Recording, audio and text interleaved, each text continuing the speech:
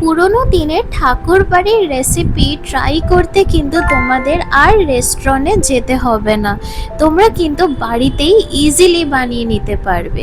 তো বন্ধুরা, welcome back to my channel Payel tasty travels. যেমন কি তোমাদেরকে বললাম যে হ্যাঁ, আজকে তোমাদের জন্য কিন্তু একটা স্পেশাল ঠাকুর বাড়ির রেসিপি নিয়ে এসেছি।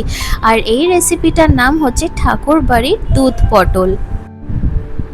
বিশ্বাস করো যে নামটা যতটা ইউনিক আর দেখতে যতটা লোভনীয় লাগছে না, খেতে কিন্তু অনেস্টলি বলছি তার ডাবলের চেয়েও ডাবল ভালো। আমার কিন্তু সবজি খেতে একেবারে ভালো লাগে না, বাট ট্রাস্ট মি, মা যখন এটা বানালো বাড়িতে, ফার্স্ট তো এটার যা একটা দারুণ যে একটা গন্ধ বেরিয়েছিল, ভাবলাম একটা হলেও আমি ট্রাই করে দেখি। ও ভাই, সেই একটা যে ট্রাই করেছি, ট্রাস্ট মি, যে পটল খাই না সে নাকি চেয়ে চেয়ে খেয়েছে। তো দেখা যাক এই ঠাকুর বাড়ির পটল, দুধ পটল কিভাবে বানানো হয়। ফার্স্ট অফ অল কিন্তু আমরা পটলটাকে এমনভাবে কেটে নিয়েছি, বেসিক্যালি একটা পটলকে এক ভাগ করে নিয়েছি। তারপর আমরা মিক্সচার গ্রাইন্ডার নিলাম, এর মধ্যে আমরা নিয়ে নিলাম হচ্ছে আদা, কয়েকটা এর মধ্যে কাঁচা লঙ্কা, আর এর মধ্যে আমরা নিয়ে নিয়েছিলাম হচ্ছে মৌরি। তারপর একটুখানি আমরা জল দিলাম আর ওটার একটা আমরা পেস্ট বানিয়ে নিলাম।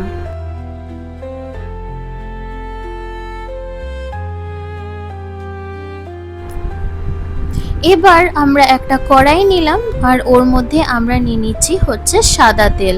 তারপর তেলটা গরম হতেই কিন্তু পটলগুলোকে এর মধ্যে আমরা দিয়ে দিচ্ছি। তারপর এটাকে কিন্তু আমাদেরকে একটুখানি ভালো করে নাড়িয়ে চাড়িয়ে নিতে হবে।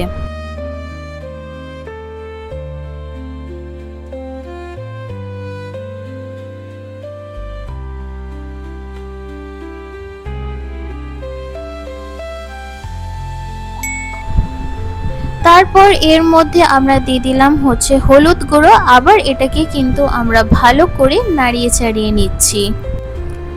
আর হ্যাঁ বন্ধুরা, এমন টাইপের যদি পুরোনো দিনের হারিয়ে যাওয়ার রেসিপিগুলো বাড়িতে ইজিলি কম ইনগ্রিডিয়েন্টস দিয়ে কীভাবে বানাবে, অমনি টাইপের রেসিপি পেতে হলে কিন্তু তোমাদেরকে এই চ্যানেলটা সাবস্ক্রাইব করে নিতে হবে আর কিন্তু বেল আইকনটা প্রেস করে নিতে হবে। তাহলেই তো এমন টাইপের দারুণ দারুণ রেসিপিগুলোর নোটিফিকেশন তোমাদের কাছে একেবারে পৌঁছে যাবে। যাই হোক, কামিং ব্যাক টু রেসিপি, আমাদের পটলগুলো কিন্তু ভালো করে ভাজা হয়ে গেছে। আমরা কিন্তু এবার একটা আলাদা প্লেটে এটাকে নামিয়ে রাখছি। আর দেখো তো, পটল ভাজলে সব সময় এই কড়াইগুলো ঠিক এমনভাবে কালো হয়ে যায়। যাই হোক, কিছু তো আর করার নেই। তো ওই কড়াইয়ের মধ্যে আমরা একটুখানি তেল দিয়ে নিলাম। তারপর এর মধ্যে আমরা দিয়ে দিলাম হচ্ছে জিরে। তারপর এর মধ্যে আমরা দিয়ে দিলাম হচ্ছে তেজপাতা। তারপর একটুখানি আমরা নাড়িয়ে চাড়িয়ে নিচ্ছি। ফ্লেভার আর গন্ধটা যেন ভালো হয়, ওর জন্য কিন্তু আমরা এর মধ্যে একটুখানি হিং দিয়ে নিলাম। আর এর মধ্যে যে আমরা মশলাটা পিষে রেখেছিলাম এর মধ্যে কিন্তু আমরা দিয়ে দিচ্ছি। তারপর আবার এটাকে কিন্তু আমরা ভালো করে নাড়িয়ে চাড়িয়ে নেব।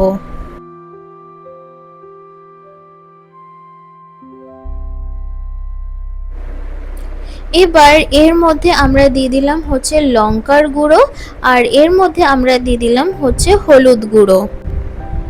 রংটা যেন খুব সুন্দর হয়, তো এর জন্য কিন্তু আমরা এর মধ্যে কাশ্মীরি লঙ্কার গুঁড়োও দিয়ে দিয়েছি। আর স্বাদ অনুযায়ী একটুখানি লবণ আর চিনিও এর মধ্যে দিয়ে নিলাম।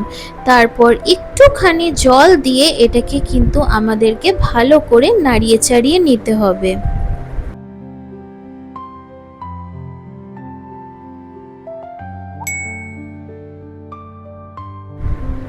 যখন মশলাটার থেকে তেল ছেড়ে দেবে ঠিক এমনভাবে, তো এর মধ্যে আমরা দিয়ে দিলাম হচ্ছে গরম মশলা। তারপর আবার এটাকে আমরা ভালো করে মিক্স করে নিচ্ছি।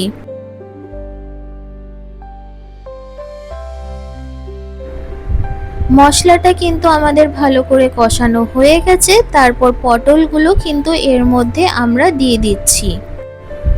তারপর আবার এটাকে আমরা ভালো করে মিক্স করে নেব।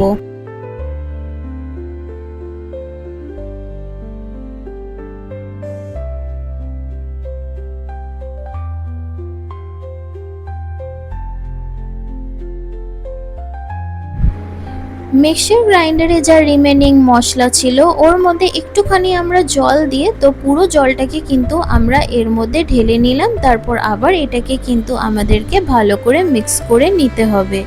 তারপর আমাদের হিরো ইনগ্রিডিয়েন্ট সেটা হচ্ছে দুধ। তো এর মধ্যে আমরা একটুখানি দুধ দিয়ে নিলাম। তারপর আবার এটাকে কিন্তু আমাদেরকে ভালো করে মিক্স করে নিতে হবে। ট্রাস্ট মি, এই যে মানে বলছি, আই এম লিটারালি ড্রুলিং এখন, মানে জিভ থেকে যে আমার যা জল বেরোচ্ছে না, কারণ সত্যি এত ভালো খেতে হয়েছিল। And coming back to recipe, আমাদের এই তেজপাতার কাজ হয়ে গেছে। আর যেহেতু এটাকে মিক্স করতে গেলে বহু ডিস্টার্ব করে এই তেজপাতা, তো তেজপাতাটা কিন্তু আমরা ফেলে দেবো। তারপর কিছুক্ষণের জন্য আমরা এটাকে ঢেকে রাখবো। অ্যান্ড ঢাকা খুলতেই জাস্ট দেখো যে কি সুন্দর লাগছে দেখতে। তারপর 1 চামচ ঘি এর মধ্যে আমরা দিয়ে নিলাম। তারপর আবার কিন্তু এটাকে আমরা ভালো করে মিক্স করে নেব।